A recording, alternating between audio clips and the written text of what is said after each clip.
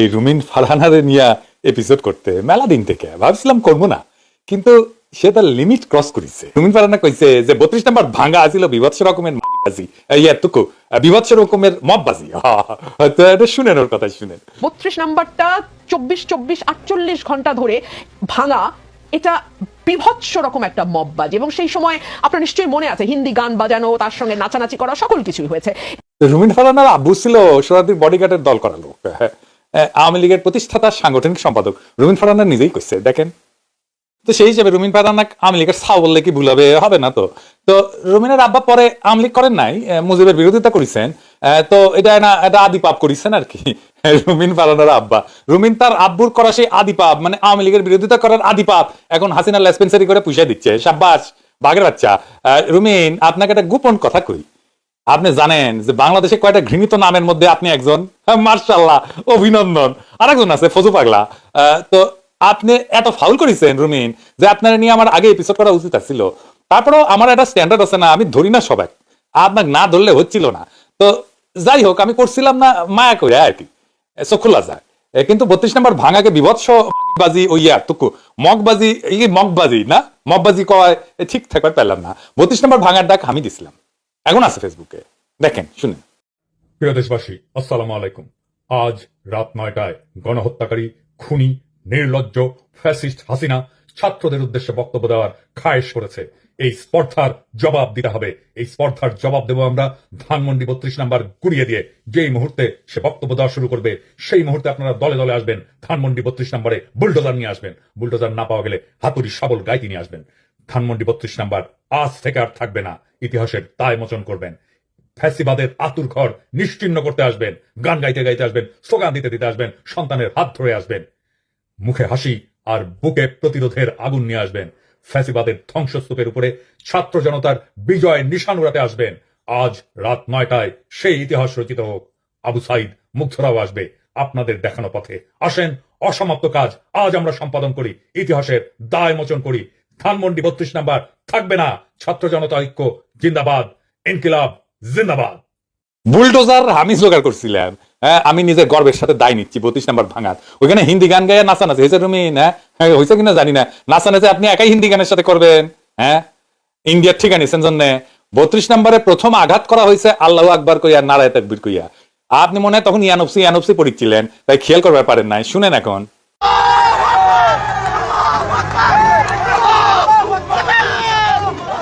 এবার বুঝেছেন তো কেন ওই ফ্যাসিবাদের চিহ্ন ভাঙার টাইমে আল্লাহু আকবার ধ্বনি দেওয়া হয়েছিল? হিসাব করিয়া কথা বলবেন।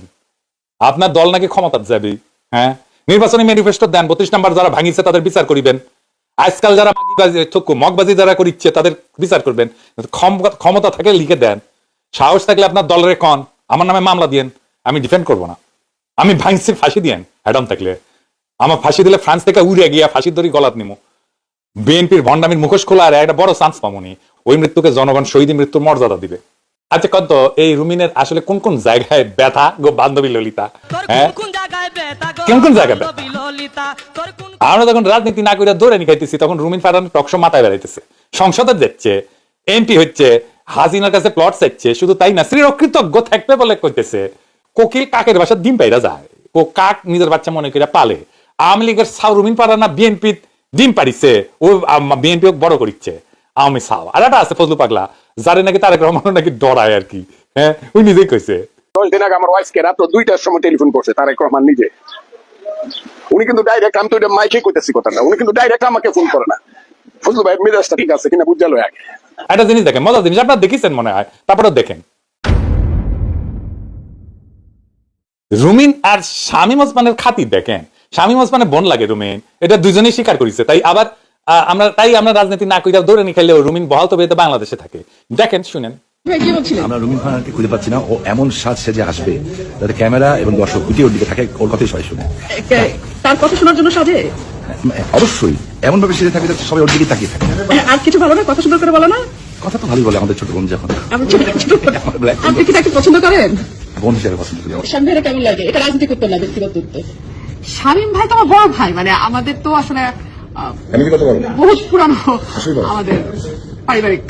এখন প্রশ্ন উঠতে পারে যে বিএনপি কেন এই সমস্ত বয়ান, আওয়ামী বয়ান সহ্য করছে এই রুমিন আর এই ফজু পাগলার? কারণ এটা বিএনপির পলিসি। বিএনপি মনে করে এই যে আওয়ামী লীগের ভোটগুলো সে টেন বেগলে বইলা, বিএনপির এটা সেন্ট্রাল ডিসিশন, খুব ভালো ডিসিশন করে, ওখানে বুদ্ধি বেশি তো সেই জন্য ভালো ভালো ডিসিশন নেয়। আওয়ামী লীগের ভোট টানবি, কিন্তু বিএনপি যারা আগে ভোট দিত তারা কি দিবি ভোট দিবি না, হ্যাঁ তারা জিন্দেগি ভোট দিবি না। তো বিএনপির বুদ্ধি বেশি হইলেও আক্কেল কম, ভোট আগাবি আর হাজারে হাজারে লাখে লাখে রিলস বের হবি। বিএনপি নেতারা আওয়ামী লীগ মুজিব এদেরকে নিয়ে কি বন্দনা করেছিল, বিএনপি বড় দল তাই ওদের এই নিয়ে ওদের গর্ব আছে প্রচুর, এতই বড় যে নিজেই মারতে পারে। আর যাই হোক, আবার রুমিন ফারহাদ ফিরে আসি। যমুনা টিভির টক শো রুমিন ফারহাদ করছে যে উনি নাকি এখন একা রাতে বাইরে বাইরে ভয় পায়, আগে ভয় পেত না। গত 15 বছর আওয়ামী লীগের শাসনামলে নাকি তাকে ভয় পেতে হয়নি, অনেক বছর পর নাকি ভয়টা তাকে পাইতে হচ্ছে। শুনেন, আমরা সন্ধ্যার পরে বহু বহু বহু বছর পর আবারও বেরোতে এখন ভয় পাই। আপনিও ভয় পান, স্বীকার করবেন কি করবেন না জানি না, আমি ভয় পাই ভাই। এবং আমি এটা সকল চ্যানেলে বলি, রাত হলে আমাকে আমার সঙ্গে আরেকটা লোক দিতে হবে গাড়িতে। এটা তো আমি গত 15 বছর বলি নাই। সো পরিস্থিতিটাকে আপনারা সেই জায়গায় নিয়ে গেছেন। তার মানে সে নিরাপত্তা ছিল আওয়ামী লীগের আমলে। আচ্ছা আমরা দেখি আওয়ামী লীগ আমলে কারা নিরাপত্তা ছিল, রুমিন ফারহাদ নিজের মুখেতে শুনেন।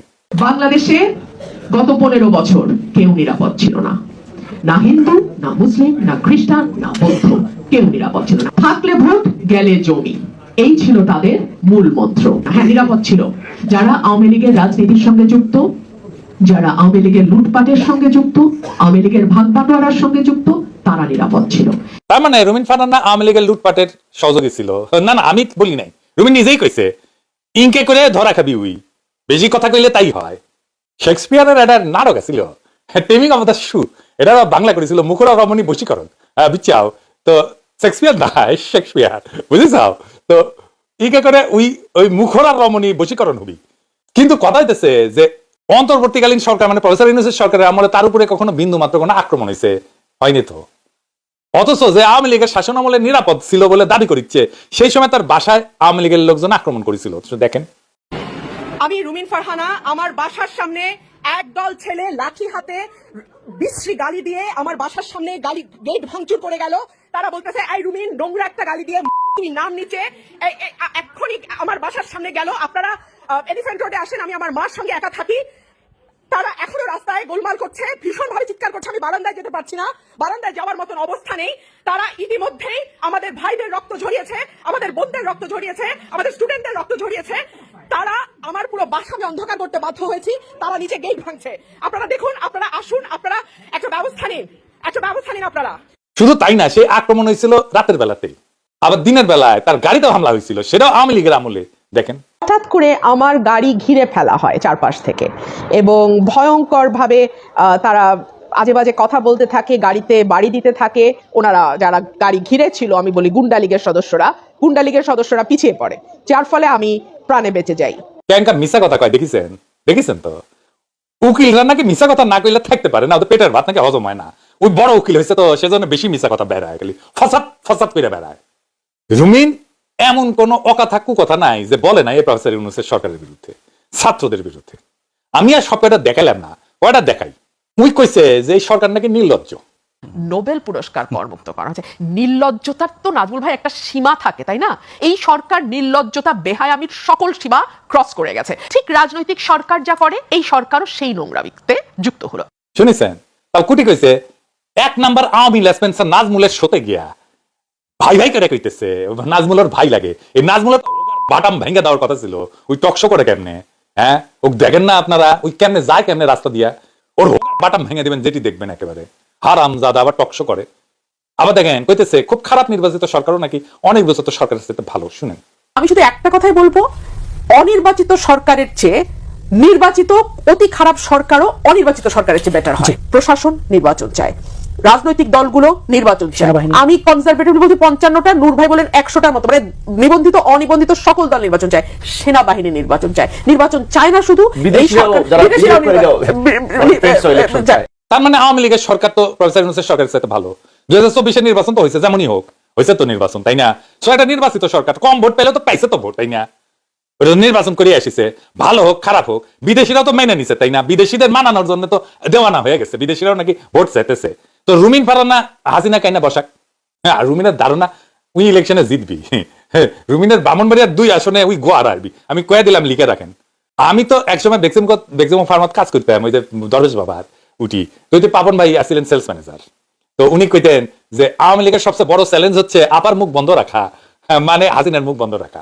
রুমিন আর ফজলু দুইটা এই রেটে যদি মুখ চালায় যেতে পারে না, তাহলে আমি শিওর কাউরে আর কিছু করতে হবে না। বিএনপি আগামী নির্বাচনে গোহারা আনবি, ফ্ল্যাট হয়ে যাবি, বিএনপির কর্মীরা $5 দিবি তখন রুমিন আর ফজলুরে, বুঝছাও।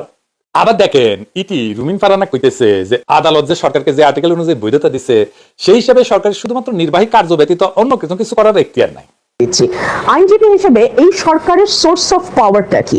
এই সরকারের সোর্স অফ পাওয়ার হচ্ছে সুপ্রিম কোর্টের একটা রেফারেন্স, যেটা article 106 of the constitution of Bangladesh অনুযায়ী নেওয়া হয়েছে। তো আর্টিকেল 106 অনুযায়ী যে রেফারেন্স সুপ্রিম কোর্ট দিয়েছে, সেখানে সুপ্রিম কোর্ট কি বলছে আমি আপনাকে একটু পড়ে শোনাই। সেখানে সুপ্রিম কোর্ট বলছে, গণপ্রজাতন্ত্রী বাংলাদেশ সংবিধানের অন্তর্বর্তীকালীন সরকার গঠনের কোনো বিধান না থাকায় উল্লেখিত প্রশ্নের বিষয়ে বাংলাদেশ সংবিধানের 106 অনুচ্ছেদ অনুযায়ী উপদেশমূলক এখতিয়ার প্রয়োগ করে বাংলাদেশ সুপ্রিম কোর্টের আপিল বিভাগ এই মতামত প্রদান করছে যে রাষ্ট্রের সাংবিধানিক শূন্যতা পূরণে জরুরি প্রয়োজনে মহামান্য রাষ্ট্রপতি রাষ্ট্রের নির্বাহী কার্য পরিচালনার নিমিত্তে অন্তর্বর্তীকালীন ব্যবস্থা হিসেবে প্রধান উপদেষ্টা এবং অন্যান্য উপদেষ্টা নিযুক্ত করতে পারিবেন। তার মানে কি দাঁড়ালো? এটা একটা অন্তর্বর্তীকালীন ব্যবস্থা, এটা একটা জরুরি সময়ের ব্যবস্থা, এবং এটি জরুরি প্রয়োজনে রাষ্ট্রের নির্বাহী কার্য, অনলি নির্বাহী কার্য পরিচালনার জন্য এই সরকারটি গঠিত হয়েছে। এবং নির্বাহী কার্য বলতে আমি একজন আইনজীবীর ব্যাখ্যা আমি দেই, আমার ব্যাখ্যা, আমার ওপিনিয়ন যেটা, সেটা হচ্ছে ডে টু ডে অ্যাক্টিভিটিস। সেটা কোনো কৌশলগত সিদ্ধান্ত কিংবা কোনো এমন চেঞ্জ অ্যাবসলিউটলি সেটা আনবার কোনো এখতিয়ার এই সরকারকে, অন্তত এই রেফারেন্স যেটা এই সরকারের ক্ষমতায় থাকার একমাত্র বৈধতা দানকারী রেফারেন্স, সেই অনুযায়ী কিন্তু তার এইরকম কৌশলগত সিদ্ধান্ত বা পলিসি ডিসিশন নেওয়ার মতন এখতিয়ার নাই। আবার সেটা দাবি করতে জানেন আজ তক চ্যানেল, ইন্ডিয়ার আজ তক চ্যানেল বিজেপির চ্যানেল, উঠি যায় ওই করছে এই কথা, আবার ওই আবার মাতম করে কেন কওয়া হয় ভারতের দালাল। আরে বেটা তুই ভারতের এই বিজেপির চ্যানেলে যে প্রফেসর ইউনূসের গিবত গাইস, তো খাস দালাল তো কওয়া হবে, তো খাস দালাল সিল দেওয়া লাগবি, দেন এডিটরশিপ, দেন মেরে দেন ছাপ্পা একটা ইন্ডিয়ার খাস দালাল কইয়া। আড়াটা মারেন, দুটাই মারলাম আজকে, এরপরে আবার বেশি করে মারবেন। ওদের একটা নিরেট মূর্খ, ওই কাছে নির্বাহী কাজ করতে পারবে, কোনো পলিসি ডিসিশন নিতে পারবে না, নির্বাহী কাজ বুঝে ওই, হ্যাঁ আবার এমপি ছিল, আবার হাসিনার এমপি অবশ্য, হ্যাঁ আজ বুঝে দেখি ওই কিছু বুঝেছে কিনা, ওই রাষ্ট্র বুঝে কিনা, ওই পলিটিক্স বুঝে কিনা, সরকার বুঝে কিনা, গভর্নমেন্ট বুঝে কিনা। সংবিধানের 55(2) এই অনুচ্ছেদ কইতেছে যে রাষ্ট্রের যে নির্বাহী ক্ষমতা এটা কে প্রয়োগ করবে? কে? এটা প্রধানমন্ত্রী প্রয়োগ করবে। প্রধানমন্ত্রী মানে প্রধান উপদেষ্টা। নির্বাহী ক্ষমতাটা এই প্রধানমন্ত্রীর ক্ষমতাই নির্বাহী ক্ষমতা, এবং প্রধানমন্ত্রীর নেতৃত্বে মন্ত্রিসভা রাষ্ট্র পরিচালনার নীতি গ্রহণ করতে পারবে। এই 56(2) অনুচ্ছেদে কওয়া আছে যে the executive functions of the republic shall be carried on by the prime minister and other ministers. এখান থেকে স্পষ্ট যে পলিসি ডিসিশন সহ রাষ্ট্র পরিচালনার সমস্ত কার্যাবলী, যেমন শিক্ষানীতি বলেন, স্বাস্থ্যনীতি বলেন, কৃষি বলেন, শিল্পনীতি বলেন, নির্বাহী বিভাগের আওতায় পড়ে, মানে প্রাইম মিনিস্টার যা করে আর কি। এই রুমিন তারা না, বাজেট পলিসি ডিসিশন না, হ্যাঁ বাজেট তো করা উচিত হয় না তাহলে প্রফেসর ইউনূসের সরকারের। কি খেয়া যেগুলো পলিটিক্স করবার আসিছে, না বুঝে পলিটিক্স, তো আবকালতেও তো বুঝে না, এটা মানে যে কিছু করবার পারবি না সে এসে পলিটিক্স করে বাংলাদেশে, বুঝছাও। রুমিন ফারানার নেত্রী 2010 সালে যে এডুকেশন পলিসি শিক্ষানীতি করেছিল, ওটা তো নির্বাহী সিদ্ধান্ত ছিল।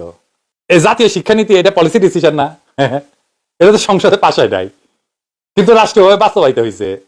হাসিনার ডিজিটাল বাংলাদেশ ভিশন এটাও তো জাতীয় নীতি একটা, নির্বাহী বিভাগ থেকে এটা পরিকল্পনা বাস্তবায়ন হয়েছে।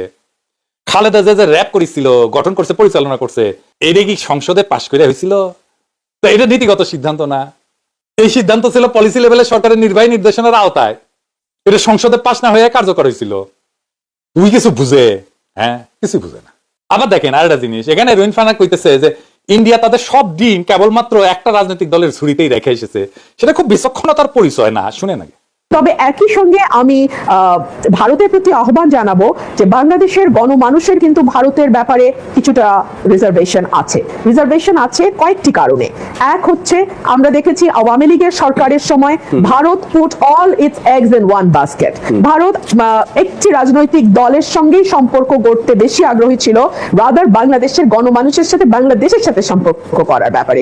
এটা ভারতের কূটনৈতিক একটা আমি জানি না ভুল বলাটা অন্যায় হবে কিনা, বাট কূটনৈতিকভাবে খুব বেশি বিচক্ষণতার লক্ষণ কিন্তু এটি নয়।